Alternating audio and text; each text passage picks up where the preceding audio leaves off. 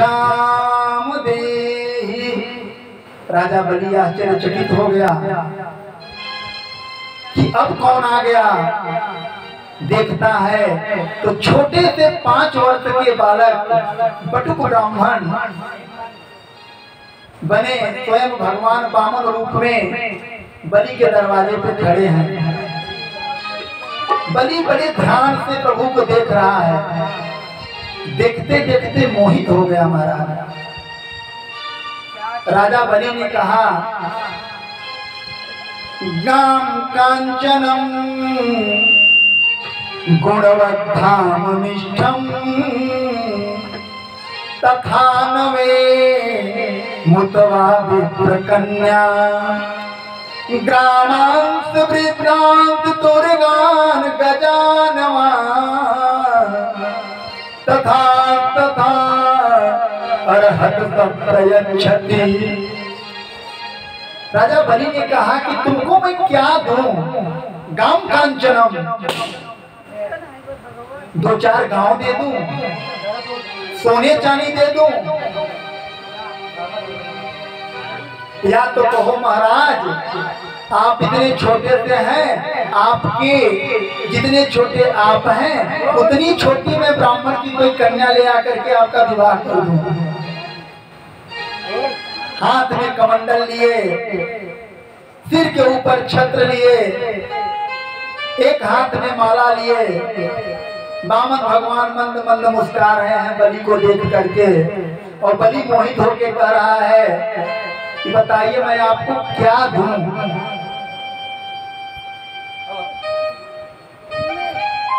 वामन भगवान ने कहा कि तस्मात् त्रीण पदानेव व्रणेत तद्भव दर्शभात् एतामतैव सिद्धोऽहं यावद् वित्तं प्रयोजनम्। अरे राजन, हमको अगर तुम कुछ देना चाहते हो तो मात्र 3 पग भूमि दे दो। मुझ बाबा बैरागी को और कुछ नहीं चाहिए। अब बलि घबरा गया, हे भगवान कहां मैं कितना धन संपत्ति बांटता फिर रहा हूं और ये नन्हा सा बटुक ब्राह्मण मेरे दरवाजे पे कह रहा है कि बस 3 पग भूमि दे दीजिए। तस्मात् 3 पदानेव व्रणेत तद्भव दर्शभात् एतावदेव सिद्धोऽहं यावत् वित्तं प्रयोजनम्। वामन भगवान ने कहा कि इतने में मेरा कार्य सिद्ध हो जाएगा। यावत् वित्तं प्रयोजनम, मुझे धन की कोई आवश्यकता नहीं है। राजा बलि हंसने लगा कि महाराज जितने छोटे आप हैं उतनी छोटी आपकी बुद्धि भी है। अरे 3 पग भूमि में तो आपका आसन भी ठीक से नहीं लगेगा। आप क्या मांग रहे हो और किससे मांग रहे हो? कम से कम ये तो सोचो। मैं राजा बलि, मैं अधिपति हूं और मैंने अनेकानेक दान किए, परंतु आप जैसा ब्राह्मण मैंने नहीं देखा जो मात्र 3 पग भूमि मांग रहा है।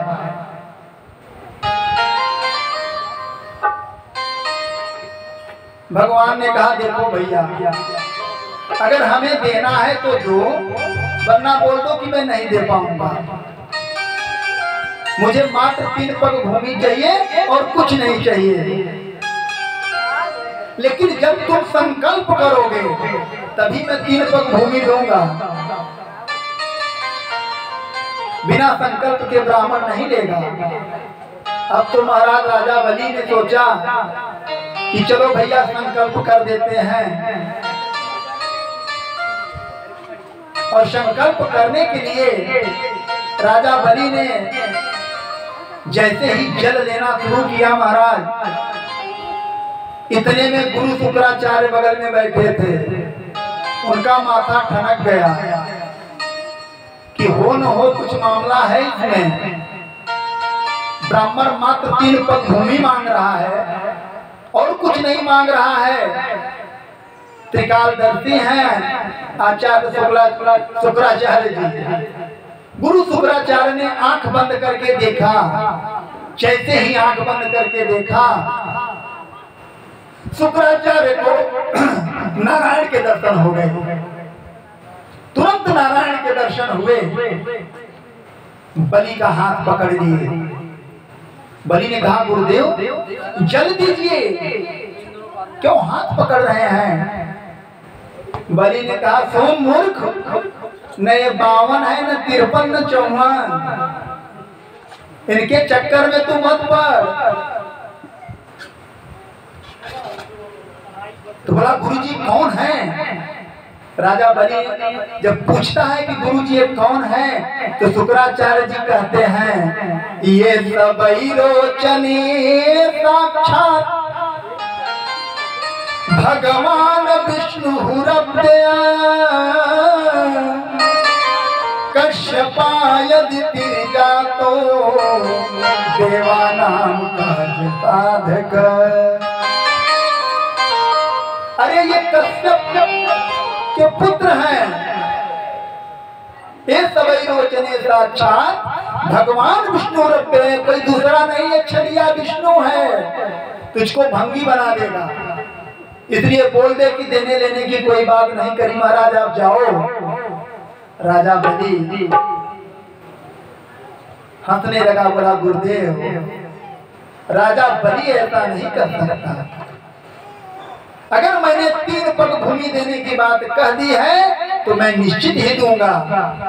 अगर ये नारायण होंगे, मेरा सर्वस्व लूट लेंगे, तो भी संसार कहेगा कि क्षीर सागर में विराजमान परात्पर अखिलेश्वर स्वयं नारायण दैत्य के कुल में राजा बलि के दरवाजे पर भिक्षा लेने के लिए गए थे, तो भी मेरी कीर्ति जग में जाहिर रहेगी।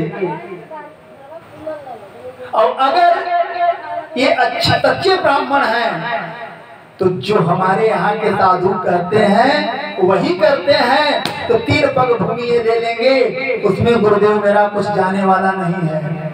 शुक्राचार्य ने कहा कि मूर्ख, 8 स्थान ऐसे हैं जहां एक बार झूठ बोलने से काम हो जाता है, तू झूठ बोल दे। स्त्री सुनर विवाहे च वृत्यर्थे प्राण संकटे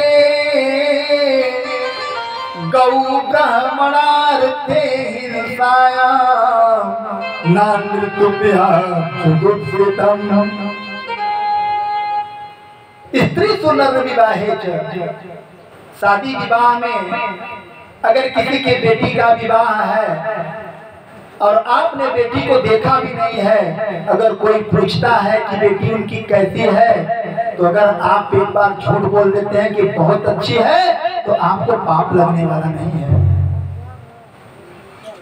स्त्री सुनर विवाहे च वृत्यर्थे प्राण संकटे, अगर एक बार में आपका पूरा धन जाने वाला है, तो उस धन पे सिर्फ आपका ही अधिकार नहीं है, आपके पूरे परिवार परिकर का अधिकार है। तो एक बार में अगर आपका पूरा धन जा रहा है, तो एक झूठ बोलने से आपका पूरा धन बच सकता है, तो उस झूठ को बोलने में कोई पाप नहीं है। अवृत्यर्थे प्राण संकटे, और एक बार झूठ बोलने से अगर स्वयं के प्राणों की रक्षा हो जाती है, तो एक बार के झूठ बोलने से भी पाप नहीं लगता। और कहते हैं कि ब्राह्मण और गौ के हित के लिए, गौ और ब्राह्मण के हित के लिए चाहे आप जितनी बार झूठ बोल देंगे, उसका पाप लगने वाला नहीं है। प्रेम से बोलिए भक्तवत्सल भगवान की जय। बहुत समझाया हिरण्याकश्यप, बहुत समझाया शुक्राचार्य जी ने राजा बलि को, परंतु महाराज राजा बलि कुछ सुनने को तैयार नहीं। अंत में कमंडल उठा करके जैसे ही राजा बलि संकल्प करने लगे, कमंडल में स्वयं जाके शुक्राचार्य जी बैठ गए कि जल ही नहीं निकलने देंगे तो कैसे संकल्प होगा। कमंडल की जो नली थी उसी में जाके शुक्राचार्य जी बैठ गए। मेरे गोविंद ने कूसा की छतरी लिए थे महाराज, उसी में से ये कूसा निकाल करके और कमंडल के अंदर धीरे से छू दिया महाराज। शुक्राचार्य की एक आंखें गोविंदाय नमो नमः, एक आंख फूट गई शुक्राचार्य की और कमंडल में से निकल के बलि को श्राप देकर के भाग गए महाराज। अब राजा बलि ने तुरंत हाथ में संकल्प लिया, तस्मात् 3 तुलान एवं व्रणेत तद्भव दर्शनात्, 3 पग भूमि के लिए जैसे उसने संकल्प किया महाराज, संकल्प करके जमीन को छोड़ता है। इतने में मेरे गोविंद मेरे नारायण ने उस स्वरूप को धारण कर लिया महाराज कि राजा बलि का मुकुट नारायण के अंगूठे के पास था। जब बलि ऊपर देखता है तो प्रभु अपने स्वरूप को इतना बढ़ा लिए महाराज कि अब तीनों लोक में प्रभु का मुकुट चमक रहा है। हाथ जोड़ करके राजा बलि खड़ा हो गया और परमात्मा